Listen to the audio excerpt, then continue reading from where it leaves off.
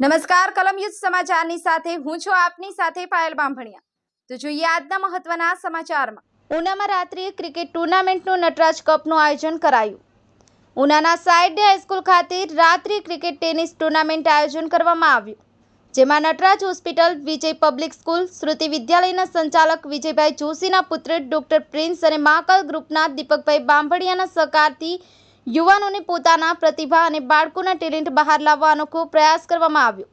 Total 64 team આ ટુર્નામેન્ટમાં ભાગ લેવામાં આવ્યો છે, જેમાં અંડર 16ના બાળકોને નિઃશુલ્કમાં ટુર્નામેન્ટમાં ભાગ લેવડાવી લગભગ 16 જેટલી અલગ અલગ ગરીબ વિસ્તારની ટીમોના બાળકોને એક અવસર સાથે પ્લેટફોર્મ આપવાની પહેલ કરી, જેમાં દરેક રનર્સ ટીમ અને વિજેતા ટીમને ટ્રોફી સાથે ઇન્ટરનેશનલ નિયમો સાથે ક્રિકેટનું માર્ગદર્શન પૂરું પાડવામાં આવ્યું।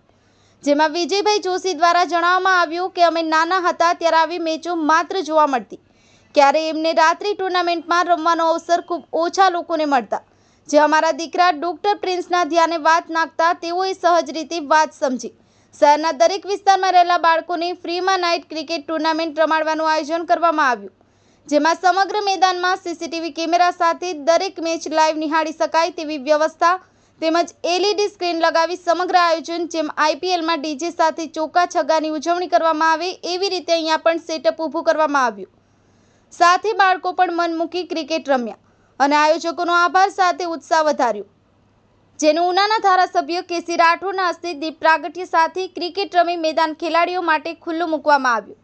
અંડર 16માં હિંગળાજ 11 સામે શિવમ 11 ટોસ જીતી ફિલ્ડિંગ પસંદ કરી મેચની શરૂઆત કરવામાં આવી, જેમાં મિતેશભાઈ સાફ, વિનોદભાઈ બાંભણિયા, PSI સુવા તેમજ ડોક્ટર આશિષ વકીલ, ડોક્ટર રમેશ સોલંકી સહિત આગેવાનો તેમજ મહાનુભાવો ઉપસ્થિત રહ્યા હતા।